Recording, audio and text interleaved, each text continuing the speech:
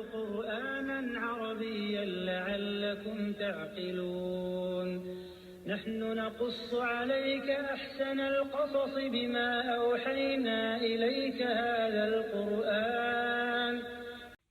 My name is Abdul Wahab Trevor Falk, and I am the author of Arabic Morphology for Beginners. I'm going to be making a series of videos to assist anyone who is interested in furthering their studies of the Arabic language by helping them have the understanding of Sarf. You're either at this video for one or two reasons. Either you have purchased the book available on Amazon, Arabic Morphology for Beginners, or you were someone who was searching on YouTube who was interested in the science of Sarf, and you came across this video. Either way, I want to say thank you. The Prophet Muhammad sallallahu alaihi wasallam, he said, "Men la yashkur nas la yashkur Allah." Whoever has not thanked the people has not truly thanked his Lord in return. So sincerely, I want to say thank you. Before we actually get into the book, I want to give a few pieces of advice. Very short pieces of advice. Whether it be this session here or any class that you study in university or in your local masjid, whatever it is, I want you to always adopt this understanding. I want you to ask yourself three things. You should never study anything unless you're able to answer three questions. What am I studying? Why am I even studying this? And when do I need to learn it? So hopefully we can answer those questions now. But if you can't, we are going to go over it. What is Sarf? Sarf is when a person has the ability to look at one word and take this one word and amplify or modify it to where it's able to take on many different meanings.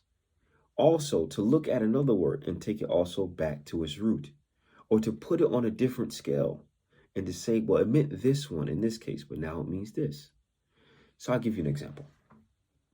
If you look at the word darrasa, darrasa means he taught in the past tense.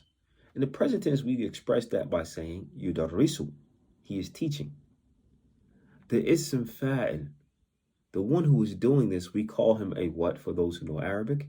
We call him or her a mudarris or mudarrisa. I'll give you another example. The word jalasa means to sit, or he sat down.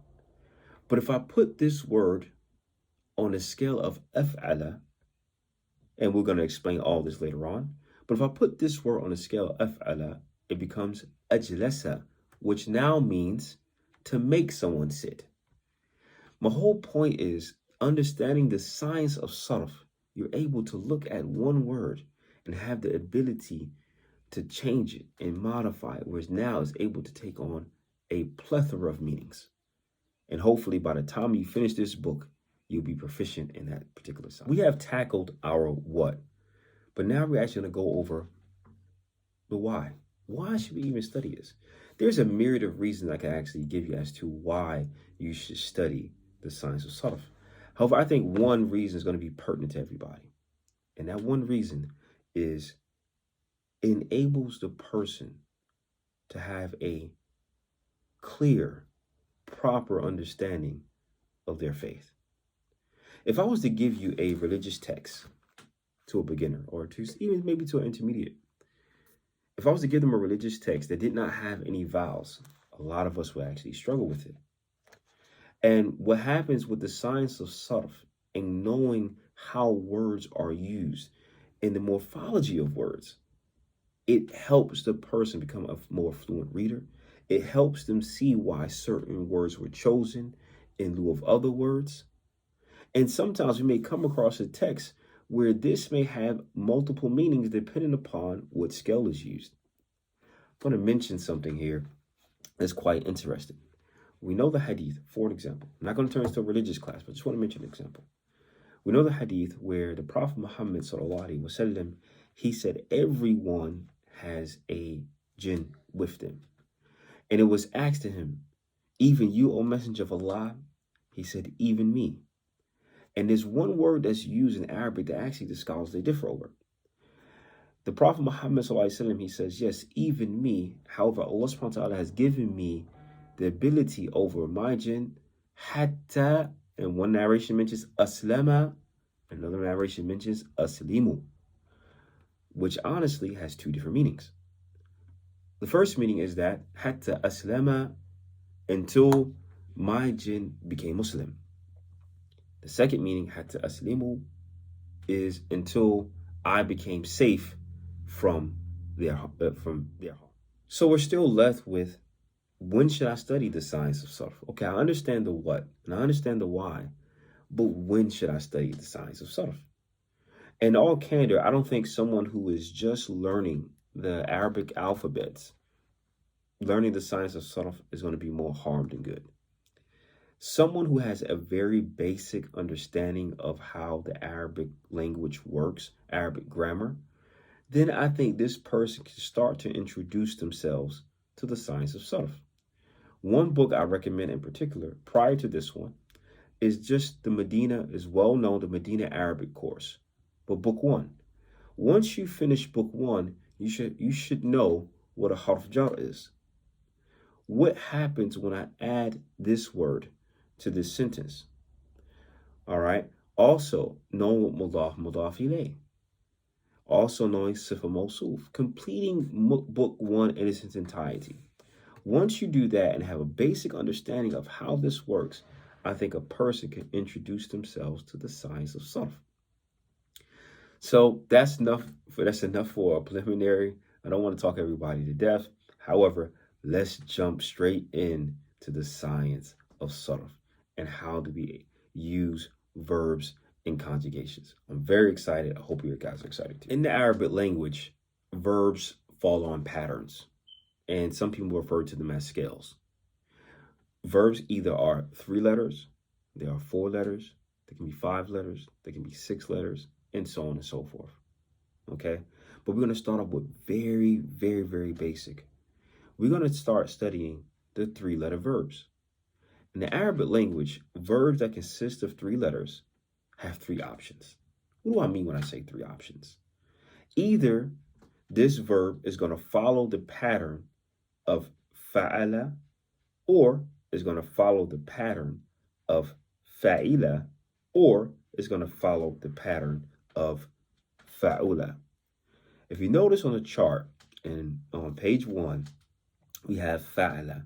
Fa'ala has abada, which means he worshipped.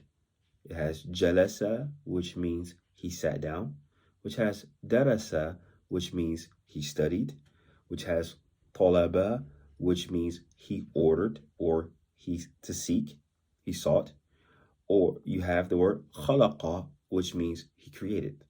If I was to strip these vowels off these verbs here, and you saw them in a book, you would know that, okay, these 3-letter verbs follow the pattern of fa'ala. So you're able to read it even if there's no verbs. Even if there is no tashkil, no vowels applied to it. So you have fa'ala. Look at the second option. You have fa'ila. Fa'ila, you have fahima, he understood. Alima, he knew. Hafidha, he memorized. Fariha, he became happy. Labisa, he wore, to wear some clothes, for an example. Again, you know that these verbs available on this chart follow which pattern? Doesn't follow the pattern of fa'ala, follows the pattern of fa'ila. I don't want to lose you, so I'm going to go very, very slow and explain why this is important, especially when it comes to our conjugation.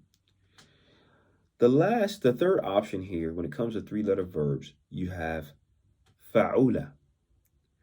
And you see the words that are provided next to it. If you notice in the book, I put a star next to it. The reason why I put a star next to it is because words on this particular scale pattern are very, very, very rare. So if you came across a word in a book when you were reading it, it's very rare. A 3-letter verb in particular is very rare that it will be on this particular pattern. Most likely it's either going to follow the pattern. How you're going to read it is either going to be on fa'ala or it's going to be on fa'ila. So what we're going to do is I want you to choose two 2 words from each section, from the first 2 sections. So from the pattern of fa'ala, choose a word that you like. It can be jalasa, which means he sat down. It can be darasa, which is he studied. Then I want you to go to the second one, and I want you to do the same thing. You're going to choose 2 words, put a circle around it, and then we're going to take this page, we're going to take these words and now apply it to the chart. So how do I actually read this chart? Okay, so let's take the word, let's say you took the word jalasa from the first pattern, fa'ala. We know jalasa means he sat. But what if I wanted to say I sat? How would I say that? I can't say jalasa. What if I wanted to say we sat down? What if I wanted to say they sat down? How do you express yourself? And this is why this chart is important in understanding how to use this chart. Before we apply these words, okay, I'm going to explain the chart in and of itself. One thing you should notice here is that the chart follows a pattern. There's like a rhythm that's actually being built up. Also, it is color coded. So when you look at the chart, the extra letters that are added is what you're going to pronounce to basically give the word that meaning for that particular section. So for an example, just for an example, let's say we take the word jalasa and I want to say we sat down. I was talking about myself, my wife, and my children. I say we sat down in the masjid. How would I say that? Well, let's look at the chart here, and we see speaker at the bottom. Okay, speaker up, it says plural, so this is talking about more than one person. Okay, so I would say jalasna fil masjid. We sat in the masjid.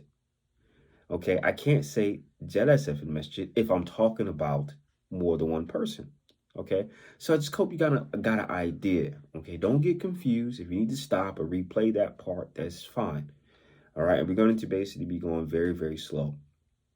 The chart here, it has a rhythm. I'm going to read the chart first, and then I'm going to explain the meanings behind it. I just want you to hear the rhythm. Okay, fa'ala, fa'ala, fa'alu, fa'alat, فعلتا فعلنا فعلتا فعلتما فعلتم فعلتي فعلتما فعلتن فعلتو فعلنا. What we're going to do is you're going to take the words you have from your chart and you're going to put that on this scale here. Again, let's say you chose the word jalasa. He sat down. The first line, the whole first line is when you're talking about a male that's absent. Is it going to be one person, 2, or 3? Okay. So that first line where it's gray, where it says male, male absent. Okay. Again, we're talking about somebody. So let's say, for an example, I said, Muhammad sat down. How would I say that? I would say jalasa Muhammad. Muhammad sat down, or Muhammad jalasa. Okay? But what if I wanted to say Muhammad and Umar sat down? I can't say Muhammad wa Umar jalasa. Notice here I have to add an extra alif to the end of the word. So I would say Muhammad and Umar jalasa. Okay? And also, if I had to add another person, 3 or more, then I would have to say Khalid wa Umar wa Muhammad jalasu. And I can't say Muhammad wa Umar wa Khalid jalasa. Okay? I kind of hope that's understood, and we're going to be going over it. So, if you were to take the word jalasa and put it on the first line, we would say jalasa, jalasa, jalasu. Okay? Now, what if I wanted to say Sarah sat down? I would say jalasat. as we see on this chart, fa'alat. The only thing we add is a ta with a sukoon. So we say jalasat. We take that one verb, jalasa, which he sat down, and now we say she sat down. We say jalasat. Sara jalasat. Okay? What if it was two girls? What if it was three or more? What would you say? I'll give you time to answer that. If it was three girls and you wanted to say these three girls sat in the masjid, right? How would you express that in Arabic using the word jalasa? I'll give you a second to think about it and look at your chart. When you go to the word or the next section, all right, where it says the male addressee, now you're talking directly to this person. For an example, we see it says fa'alta, fa'altuma, fa'altum. I want to give you some examples from the Quran. Let's look at the word abada. Abada. For those who have memorized a particular surah, where Allah subhanahu wa ta'ala, he says, Ma abadtum. Ma abadtum. Will you all worship? I don't worship. Will you all worship? Abadtum. He's talking directly, in this case, he's talking directly to those who do. Abadtum. Okay? And we see here how it's actually being used. What if I said, you all sat down? How would you say that? We would say, jalastum. Jalastum.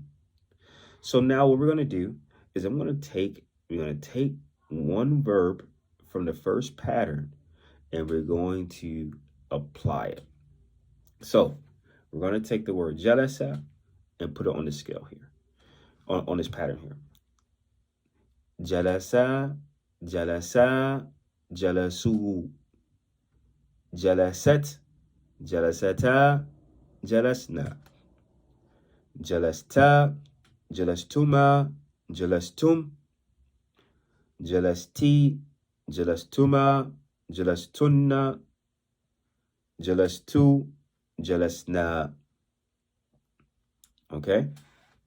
So take another verb and you can practice and be able to give it multiple meanings. Okay, so for an example, I want you to take time out and practice with the word darasa. I want you to be able to tell me, how would you say, I studied the Arabic language? How would you say that? How would you say, she studied the Arabic language? And lastly, I want you to ask a question. Did you all study the Arabic language? How would you ask that?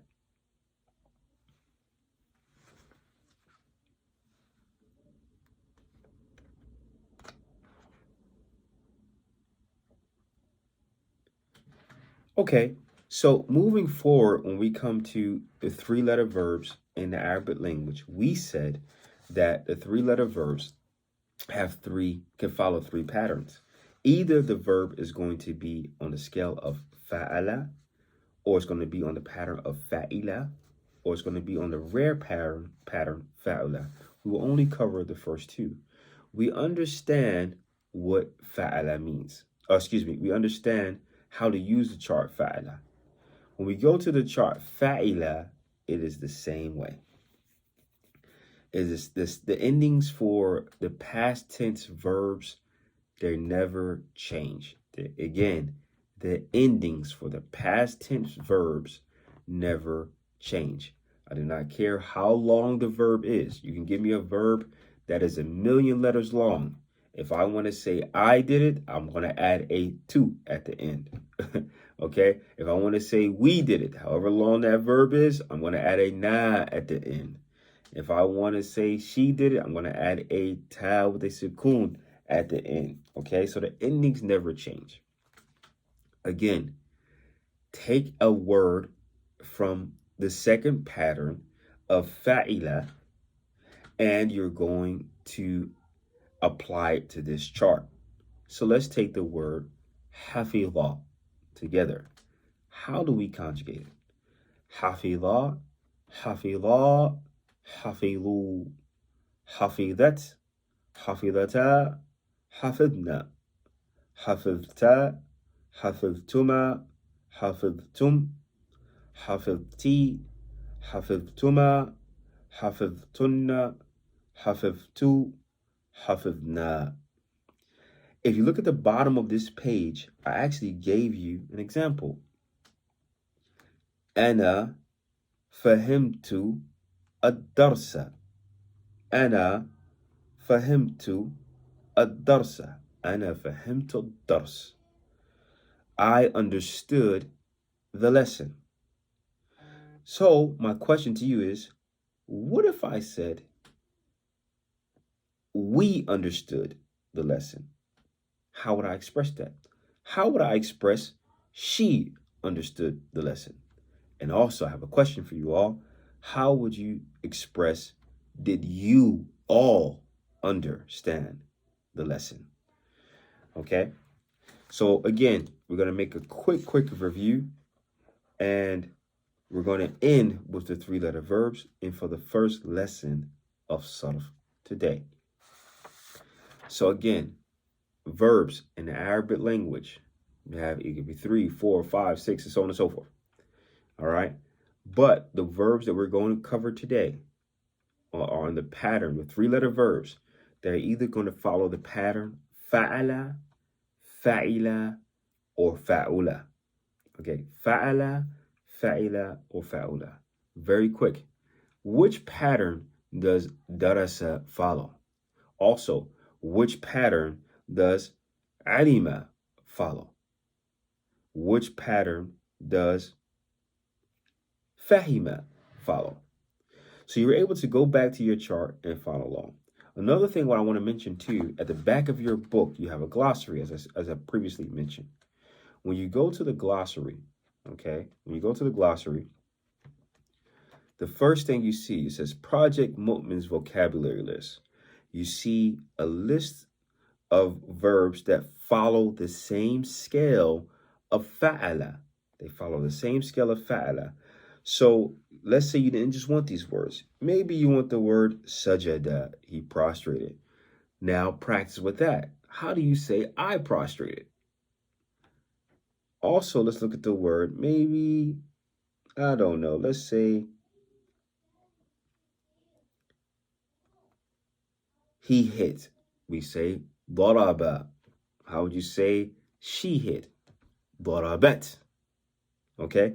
And so on and so forth. So you're going to be practicing with these verbs, inshallah ta'ala.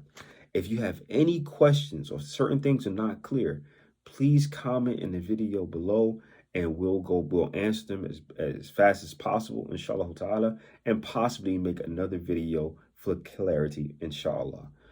We'll end with this. Subhanakallah, hamdika, shadu la ansa, astaghfirullah wa atubu ilayh. And again, we want to thank everybody for participating in the first lesson of Arabic morphology for beginners. Jazakumullah khair. Assalamu alaikum wa rahmatullahi ta'ala wa barakatuh.